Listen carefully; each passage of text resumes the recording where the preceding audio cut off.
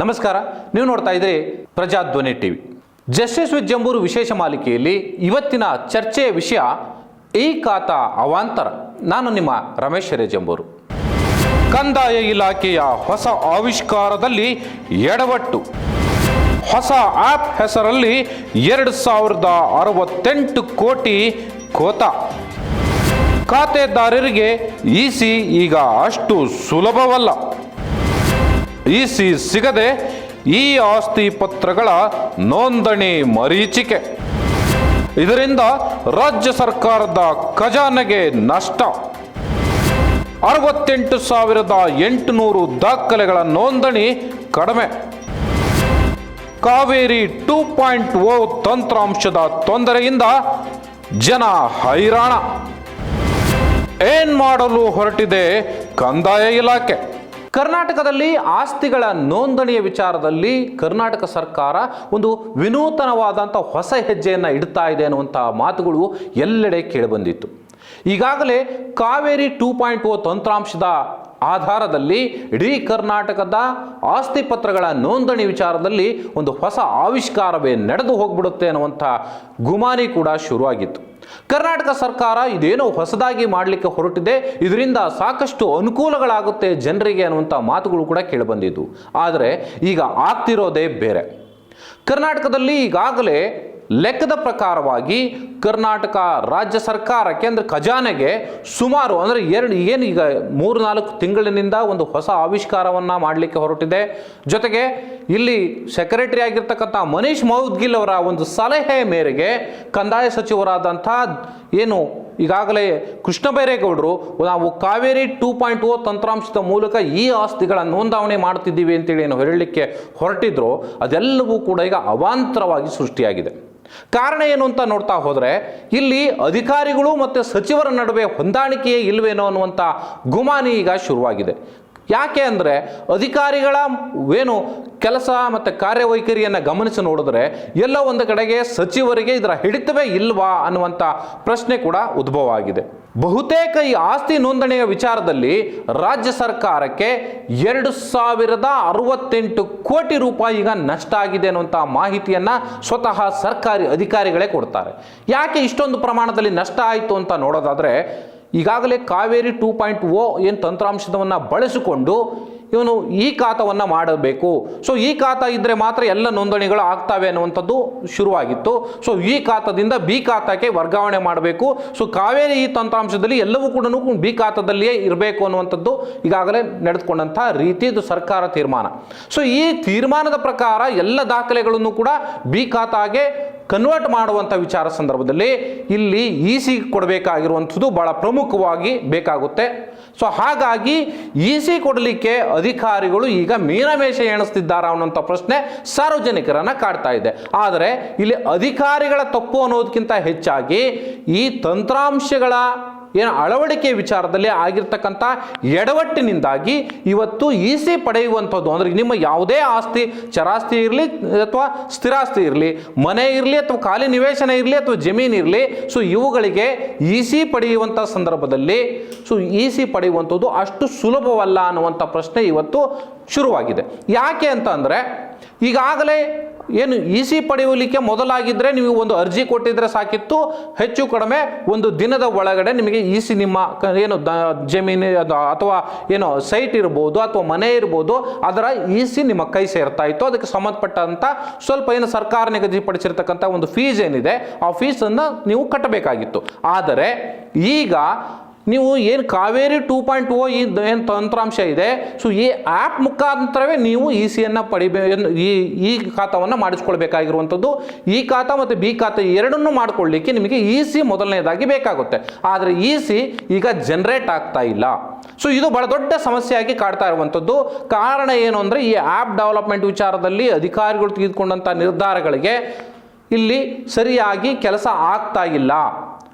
ಏನು ಕಂಪ್ಯೂಟರ್ ಕೆಟ್ಟೋಗಿದೆ ಅನ್ನುವಂಥ ಒಂದೇ ಒಂದು ಕಾರಣಗಳನ್ನು ಇಟ್ಕೊಂಡು ಅಥವಾ ಸರ್ವರ್ ಬ್ಯುಸಿ ಇದೆ ಅನ್ನುವಂಥ ಕಾರಣಗಳನ್ನು ಇಟ್ಕೊಂಡು ಜನರನ್ನು ಮನೆಗೆ ಕಳಿಸುವಂಥ, ಅಂದರೆ ದಿನ ಇವತ್ತು ಏನು ಆಸ್ತಿ ನೋಂದಣಿ ವಿಚಾರದಲ್ಲಿ ಕಚೇರಿಗೆ ಬರ್ತಕ್ಕಂಥದ್ದು ಕಂದಾಯ ಇಲಾಖೆ ಅಧಿಕಾರಿಗಳಿಗೆ ಹೋಗಿ ನೀವು ಭೇಟಿ ಮಾಡಿ ಒಂದು ಮನವಿಯನ್ನು ಕೊಟ್ಟರೆ ಅವರು ನೆಪಗಳನ್ನು ಹೇಳಿ ನಿಮ್ಮನ್ನು ಕಳಿಸ್ತಾ ಇದ್ದಾರೆ.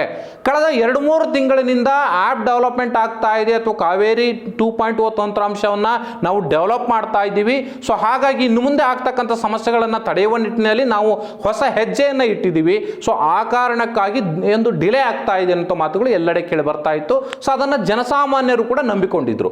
ಆದರೆ ಈಗ ಇದಕ್ಕೆ ಬಹಳ ಪ್ರಮುಖ ಕಾರಣ, ಸೊ ಇಲ್ಲಿ ಆ್ಯಪ್ ಡೆವಲಪ್ಮೆಂಟ್ ಹೆಸರಿನಲ್ಲಿ ಎಲ್ಲೋ ಒಂದು ಕಡೆ ಈ ಖಾತೆ ನೋಂದಣಿ ಅನ್ನುವಂಥದ್ದು ದಿಕ್ಕು ತಪ್ಪು ಹೋಗಿದೆ ಅನ್ನುವಂಥ ಒಂದು ಮಾತುಗಳು ಈಗ ಅಧಿಕಾರಿಗಳ ವಲಯದಲ್ಲೇ ಕೇಳಿ ಬರ್ತಾ ಇದೆ. ಕರ್ನಾಟಕ ಸರ್ಕಾರಕ್ಕೆ ಕಳೆದ 3-4 ತಿಂಗಳಿಂದ ಈಚೆಗೆ 2068 ಕೋಟಿ ರೂಪಾಯಿ ನಷ್ಟ ಆಗಿದೆ ಸರ್ಕಾರದ ಖಜಾನೆಯಿಂದ ಅಂತೇಳಿ. ಅಂದರೆ ಏನು ತಿಂಗಳಿನ ಗುರಿ ಏನಿರುತ್ತೆ, ಇಷ್ಟು ನೋಂದಣಿ ಆಗಬೇಕು ಅಥವಾ ಇಷ್ಟು ಆಸ್ತಿಗಳ ನೋಂದಣಿ ಆಗಬೇಕು ಅನ್ನುವಂಥ ಗುರಿ ಇಟ್ಕೊಂಡಿರ್ತಾರೆ. ಸೊ ಅದನ್ನು ಲೆಕ್ಕಾಚಾರ ಹಾಕ್ಕೊಂಡು ನೋಡಿದರೆ ಸುಮಾರು 68,800 ದಾಖಲೆಗಳು ಆಸ್ತಿಗಳು ನೋಂದಣಿ ಆಗುವಂಥದ್ದು ಕಡಿಮೆ ಆಗಿದೆ. ಸೊ ಈ ಲೆಕ್ಕಾಚಾರಗಳನ್ನು ನೀವು ಅರ್ಥ ಮಾಡ್ಕೊಳ್ಳಿ. ಅಷ್ಟೊಂದು ಪ್ರಮಾಣ ಸುಮಾರು 68,800 ಹೆಚ್ಚು ಕಡಿಮೆ 69,000 ಆಸ್ತಿ ನೋಂದಣಿ ನಿಂತಿದ್ದಾವೆ, ಅಂದರೆ ಕಡಿಮೆ ಆಗಿದೆ. ಇವರ ಈ ಗೊಂದಲಗಳಿಂದಾಗಿ ಸಂಪೂರ್ಣವಾಗಿ ಈ ಆಸ್ತಿ ನೋಂದಣಿಯ ಪ್ರಮಾಣ ಕಡಿಮೆಯಾಗಿ ಹೋಗಿದೆ. ಅಂದರೆ ಅರ್ಥ ಮಾಡ್ಕೊಳ್ಳಿ ಕರ್ನಾಟಕ ಸರ್ಕಾರಕ್ಕೆ ಎಷ್ಟು ಪ್ರಮಾಣದ ನಷ್ಟ ಆಗ್ತಾ ಇದೆ ಅನ್ನುವಂಥದ್ದನ್ನು ಇಲ್ಲಿ ಕ್ಯಾಲ್ಕುಲೇಟ್ ಮಾಡಲಾಗ್ತಾ ಇದೆ. ಸೊ ಅದರ ಪ್ರಕಾರವಾಗಿ ಈಗ 2068 ಕೋಟಿ ರೂಪಾಯಿ ನಷ್ಟ ಆಗಿದೆ ಅನ್ನುವಂಥದ್ದನ್ನು ಸರ್ಕಾರವೇ ಹೇಳ್ತಾ ಇರುವಂಥ ದಾಖಲೆಗಳು. ಸೊ ಇಷ್ಟೆಲ್ಲ ಆದರೂ ಕೂಡ ಕೃಷ್ಣ ಬೈರೇಗೌಡರು ಹಾಗಾದರೆ ಸಚಿವರಾಗಿ ಏನು ಮಾಡ್ತಾ ಇದ್ದಾರೆ ಅನ್ನುವಂಥ ಪ್ರಶ್ನೆ ಸಾರ್ವಜನಿಕರ ಸಹಜವಾಗಿ ಕೇಳ್ತಾ ಇದ್ದಾರೆ. ಇಲಾಖೆಯ ಕಾರ್ಯದರ್ಶಿಯಾಗಿರ್ತಕ್ಕಂಥ ಮನೀಶ್ ಮೌದ್ಗಿಲ್ ಅವರು ಏನು ಮಾಡ್ತಾ ಇದ್ದಾರೆ, ನಾನೇನೋ ಒಂದು ಹೊಸ ಪ್ರಾಜೆಕ್ಟನ್ನು ಮಾಡಿಬಿಡ್ತೀನಿ, ಇಡೀ ಕರ್ನಾಟಕದ ಜನರಿಗೆ ಅನುಕೂಲ ಆಗೋ ರೀತಿಯಲ್ಲಿ ಏನೋ ಮಾಡ್ತೀನಿ ಅಂತ ಹೋಗಿ ಎಡವಟ್ಟು ಮಾಡಿದ್ರ ಮನೀಶ್ ಮೌದ್ಗಿಲ್ ಅನ್ನುವಂಥ ಪ್ರಶ್ನೆ ಈಗ ಉದ್ಭವ ಆಗಿದೆ. ಸೊ ಅದಕ್ಕೆ ಕಂದಾಯ ಸಚಿವರು ನಾವೇನೋ ಈ ಒಂದು ಹೊಸ ಆವಿಷ್ಕಾರದಲ್ಲಿ ಹೊಸ ಹೆಜ್ಜೆ ನೀಡ್ತೀವಿ ಅನ್ನುವಂಥ ಆಶಯದೊಂದಿಗೆ ಇಡೀ ಕರ್ನಾಟಕ ಜನ ಇವತ್ತು ತಮ್ಮ ತಮ್ಮ ಆಸ್ತಿಗಳನ್ನು ನೋಂದಣಿ ಮಾಡಿಕೊಳ್ಳಲಿಕ್ಕೆ ಕಾಯ್ತಾ ಇದ್ರೆ, ಒಂದು ಕಡೆಯಲ್ಲಿ ಈ ಆಸ್ತಿ ನೋಂದಣಿಯ ಪ್ರಮಾಣ ಏನು ಇದೆ ಆ ಪ್ರಕ್ರಿಯೆಗೆ ಈಗ ನೀವು ಹೆಚ್ಚಿನದಾಗಿ ಟ್ಯಾಕ್ಸ್ ಕಟ್ಟಬೇಕಾಗಿದೆ, GST ಕಟ್ಟಬೇಕಾಗಿದೆ. ಸೊ ಇವೆಲ್ಲ ಪ್ರಮಾಣವನ್ನು ಕೂಡ ಹೆಚ್ಚು ಮಾಡ್ಕೊಂಡು ಕೂರ್ತಿರುವಂಥದ್ದು ಒಂದು ಭಾಗ. ಆದರೆ ಮತ್ತೊಂದು ಕಡೆನಲ್ಲಿ ನೀವು ನೋಂದಣಿ ಮಾಡಲಿಕ್ಕೆ ಇಲ್ಲಿ ಅವಕಾಶವೇ ಆಗ್ತಾ ಇಲ್ಲ. ಕಾರಣ ಏನು ಅಂತ ಹೇಳಿ ಹುಡುಕ್ತಾ ಹೋದರೆ ನಿಮಗೆ EC ಸಿಗ್ತಾ ಇಲ್ಲ. ಸೊ EC ಅಂದರೆ ನಿಮಗೆ ಈ ದೃಢೀಕರಣ ಪತ್ರನೇ ಇಲ್ಲದೆ ಹೋದರೆ, ಆ ECನೇ ಇಲ್ಲದೆ ಹೋದರೆ ನಿಮಗೆ ಇಲ್ಲಿ ಈ ಖಾತಾ ಮಾಡಿಕೊಳ್ಳಲಿಕ್ಕೆ ಸಾಧ್ಯ ಆಗ್ತಾ ಇಲ್ಲ ಅಥವಾ ಬಿ ಖಾತಾ ಮಾಡಿಕೊಳ್ಳಲಿಕ್ಕೂ ಸಾಧ್ಯ ಆಗ್ತಾ ಇಲ್ಲ. ಸೊ ಈ ಕಾರಣದಿಂದಾಗಿ ಸಂಪೂರ್ಣವಾಗಿ ಇಡೀ ಕಂದಾಯ ಇಲಾಖೆಯ ಒಟ್ಟು ಕೆಲಸಗಳೇ ಇವತ್ತು ಮಂದಗತಿಯಲ್ಲಿ ಸಾಗ್ತಾ ಇದೆ. ಸೊ ಈ ರೀತಿಯಾಗಿ ಮಂದಗತಿಯಲ್ಲಿ ಕಾರ್ಯಗಳು ಸಾಗ್ತಾ ಇರುವಂಥ ಕಾರಣಕ್ಕಾಗಿ ಕರ್ನಾಟಕ ಸರ್ಕಾರಕ್ಕೆ ಈಗ ಬಜೆಟ್ ಬರುವಂಥ ಸಮಯ, ಇನ್ನೇನು ಕೆಲವೇ ದಿನಗಳಲ್ಲಿ ಮುಖ್ಯಮಂತ್ರಿ ಸಿದ್ದರಾಮಯ್ಯನವರು 16ನೇ ಬಜೆಟನ್ನು ತಮ್ಮ 16ನೇ ಬಜೆಟನ್ನು ಮಂಡನೆ ಮಾಡಲಿದ್ದಾರೆ. ಸೊ ಈಗಿರುವಂಥ ಸಂದರ್ಭದಲ್ಲಿ ಈಗ ಕರ್ನಾಟಕದ ಖಜಾನೆಗೆ ಬರುವಂಥ ಹಣವೇ ಸರಿಯಾಗಿ ಬಂದಿಲ್ಲ. ತುಷಾರ್ ಗಿರಿನಾಥ್ ಅವರು BBMPಯ ಏನು ಮುಖ್ಯ ಆಯುಕ್ತರಿದ್ದಾರೆ, ಕಮಿಷನರು. ಸೊ ಇವರು ಒಂದು ಸ್ವಲ್ಪ ತಮ್ಮ ಒಂದೆರಡು ಕಾರ್ಯಕ್ರಮಗಳನ್ನು ಹಮ್ಮಿಕೊಂಡು, ಅಂದರೆ ಆಯುಕ್ತರ ನಡೆಗೆ ವಲಯದ ಕಡೆಗೆ ಅಂತ ಹೇಳಿ ಒಂದು ಕಾರ್ಯಕ್ರಮವನ್ನು ಶುರು ಮಾಡಿಕೊಂಡ್ರು. ಅಲ್ಲಲ್ಲಿ ಈ ಒಂದು ಹೊಸ ಹೊಸ ಏನು ನೋಂದಣಿಗಳ ಒಂದು ಬೇರೆ ಬೇರೆ ರೀತಿಯ ಪ್ರಯತ್ನಗಳನ್ನು ಮಾಡಿದ್ರು. ಆದರೆ ಅಲ್ಲಲ್ಲಿ ಇದು ಸ್ವಲ್ಪ ಮಟ್ಟಿಗೆ ಯಶಸ್ಸಾದರೂ ಕೂಡ ಈಗ ಈ ತಂತ್ರಾಂಶದ ಒಂದು ಸಮಸ್ಯೆಯಿಂದಾಗಿ ಎಲ್ಲವೂ ಕೂಡ ನಿಲ್ಲಾಗ್ತಾ ಇದ್ದಾವೆ. ಸೊ ಈ ಥರದ ಒಂದು ಸಮಸ್ಯೆ ಉದ್ಭವ ಆಗಿದೆ ಅನ್ನುವಂಥದ್ದನ್ನು ಸಾರ್ವಜನಿಕರು ಇವತ್ತು ಬಹಳಷ್ಟು ವ್ಯಾಪಕವಾಗಿ BBMPಯೂ ಸೇರಿದಂತೆ ಕಂದಾಯ ಇಲಾಖೆ ಮೇಲೆ ಹಿಡಿಶಾಪವನ್ನು ಹಾಕ್ತಾ ಇದ್ದಾರೆ. ಸೊ ಆ ಕಾರಣಕ್ಕಾಗಿ ಇವತ್ತು ನಾವು ಜಸ್ಟಿಸ್ ವಿಜಯಂಬೂರು ಕಾರ್ಯಕ್ರಮದಲ್ಲಿ ಈ ವಿಚಾರವನ್ನು ಚರ್ಚೆಗೆ ಕೈಗೊಂಡಿರುವಂಥದ್ದು. ಜನರಿಗೆ ಸಮಸ್ಯೆಗಳಾದಂಥ ಸಂದರ್ಭದಲ್ಲಿ ನಾವು ಸಹಜವಾಗಿ ಇದರ ವಿರುದ್ಧ ಧ್ವನಿ ಎತ್ತಲೇಬೇಕಾಗುತ್ತೆ. ಸರ್ಕಾರ ಯಾವುದೇ ಇರಲಿ, ಸಚಿವರು ಯಾರೇ ಆಗಿರಲಿ ಅಥವಾ ಅಧಿಕಾರಿಗಳು ಯಾರೇ ಆಗಿರಲಿ, ನಾವು ಜನರ ಪರವಾಗಿ ಧ್ವನಿ ಎತ್ತಲೇಬೇಕಾಗುತ್ತೆ. ಇದಕ್ಕೆ ಅವಕಾಶ ಮಾಡಿಕೊಡದ ರೀತಿಯಲ್ಲಿ ಕಂದಾಯ ಇಲಾಖೆ ಈ ಕೆಲಸಗಳನ್ನು ಮಾಡಬೇಕು. ಕಾವೇರಿ 2.0 ತಂತ್ರಾಂಶವನ್ನು ಅಭಿವೃದ್ಧಿ ನೀವೇನು ಪ್ರಾಜೆಕ್ಟ್ಗಳನ್ನು ಹಾಕ್ಕೊಂಡು ನಿಮ್ಮದೇ ಆದ ಒಂದು ಕ್ಯಾಲ್ಕುಲೇಷನ್ ಅಡಿಯಲ್ಲಿ ನಾನು ಇದನ್ನು ಪೂರ್ಣಗೊಳಿಸ್ತೀನಿ ಅಂತೇಳಿ ಮನೀಶ್ ಮೌದ್ಗಿಲ್ ಅವರು ಹೊರಟಿದ್ರು, ಅದು ಈಗ ಪೂರ್ಣ ಆಗ್ತಾ ಇಲ್ಲ. ಎಲ್ಲೋ ಒಂದು ಕಡೆಗೆ ಇದು ಹೆಲ್ಡಪ್ ಆಗ್ತಾ ಇದೆ, ಎಡವಟ್ಟುಗಳಾಗ್ತಾ ಇದೆ. ಸೊ ಆ ಕಾರಣಕ್ಕಾಗಿ ಇವತ್ತು ಸುಮಾರು ನೀವು ಒಂದು ತಿಂಗಳಿಗೆ ಲೆಕ್ಕ ಹಾಕಿ ನೋಡೋದಾದರೆ ಸುಮಾರು 68,800 ಆಸ್ತಿ ಪತ್ರಗಳ ನೋಂದಣಿ ಇವತ್ತು ಕಡಿಮೆ ಆಗಿದೆ ಅನ್ನೋದಾದರೆ, ಸೊ ಇಲ್ಲಿ ಸಹಜವಾಗಿ ಸರ್ಕಾರಕ್ಕೆ ಅಥವಾ ಸರ್ಕಾರದ ಖಜಾನೆಗೆ ಬರುವಂಥ ಹಣದ ಪ್ರಮಾಣ ಕೂಡ ಸಹಜವಾಗಿ ಇಳಿಮುಖ ಆಗ್ತಾ ಇದೆ. ಸೊ ಅದನ್ನಲ್ಲಿ ಲೆಕ್ಕಾಚಾರ ಹಾಕೊಂಡೆ ನಾನು ಹೇಳಿದ್ದೀಗಾಗಲೇ 2068 ಕೋಟಿ ರೂಪಾಯಿ ನಷ್ಟ ಆಗಿದೆ ಅನ್ನುವಂಥದ್ದು. ಸೊ ಈ ಒಂದು ಏನು ಸ್ಟ್ರಕ್ಚರ್ ಏನಿದೆ, ಸೊ ಇದೇ ರೀತಿ ಮಂದಗತಿಯಲ್ಲಿ ಕೆಲಸ ಶುರುವಾಗಿದ್ದರೆ ಮುಂದಿನ ದಿನಗಳಲ್ಲೂ ಕೂಡ ಇದೇ ರೀತಿಯ ಪ್ರಮಾಣ ಮುಂದುವರಿಯುತ್ತೆ. ಈಗಾಗಲೇ ಮಾರ್ಚ್ ಅಂತ್ಯದವರೆಗೆ ಒಂದು ಕ್ಯಾಲ್ಕುಲೇಷನ್ ಅನ್ನು ಹಾಕೊಂಡು ಅಧಿಕಾರಿಗಳು ಕೆಲಸ ಮಾಡ್ತಿರ್ತಾರೆ, ಅಥವಾ ಒಂದು ಇಷ್ಟು ಪ್ರಮಾಣದ ಆಸ್ತಿ ಪತ್ರಗಳ ನೋಂದಣಿ ಆಗಬೇಕು ಅನ್ನೋ ಒಂದು ಗುರಿಯನ್ನು ಇಟ್ಕೊಂಡಿರ್ತಾರೆ. ಸೊ ಆ ಗುರಿಯಲ್ಲಿ ಸಂಪೂರ್ಣವಾಗಿ ಈಗ ಸುಮಾರು ಈಗ ಒಂದು ಅಂದಾಜಿನ ಪ್ರಕಾರ ಅಧಿಕಾರಿಗಳು ಹೇಳೋ ಪ್ರಕಾರ ತಿಂಗಳಿಗೆ ನಾವೊಂದು 25,000 ನಾವೊಂದು ಇನ್ನೊಂದು ಇದನ್ನು ಮಾಡಿಕೊಂಡು ನಾವು ಆಸ್ತಿ ಪತ್ರಗಳನ್ನು ನೋಂದಣಿ ಮಾಡ್ತೀವಿ ಅಂತ ಹೋದರೆ ತಿಂಗಳಿಗೆ ಆಗೋದಿಲ್ಲ, ಒಂದು ದಿನಕ್ಕೆ ಅಂತ ನಾನು ಕ್ಯಾಲ್ಕುಲೇಷನ್ ಹೇಳ್ತಾ ಇರುವಂಥದ್ದು. ಒಂದು ದಿನಕ್ಕೆ ಅಂತಂದ್ರೂ ಇಟ್ಕೊಂಡು ನಾವು ಒಟ್ಟಾರೆಯಾಗಿ ಇಡೀ ಬೆಂಗಳೂರಿನಲ್ಲಿ ಒಂದು 25,000 ನಾವು ಏನು ಆಸ್ತಿ ಪತ್ರಗಳ ನೋಂದಣಿಯನ್ನು ಮಾಡ್ತೀವಿ ಅಂತ ಗುರಿ ಇಟ್ಕೊಂಡ್ರೆ ಈಗ ಆಗ್ತಾ ಇರುವಂಥದ್ದು ಕೇವಲ 15,000 ರಿಂದ 16,000 ಆಸ್ತಿ ಪತ್ರಗಳು ನೋಂದಣಿ ಮಾತ್ರ. ಅಂದರೆ ನೀವು ಲೆಕ್ಕ ಹಾಕಿ ಅಲ್ಲಿ ಹೆಚ್ಚು ಕಡಿಮೆ ಅರ್ಧಕ್ಕೆ ಅರ್ಧ ಇವತ್ತು ಸಂಪೂರ್ಣವಾಗಿ ನೆಲ ಕಚ್ಚಿ ಹೋಗಿದೆ ಆಸ್ತಿ ಪತ್ರಗಳ ನೋಂದಣಿ ವಿಚಾರ.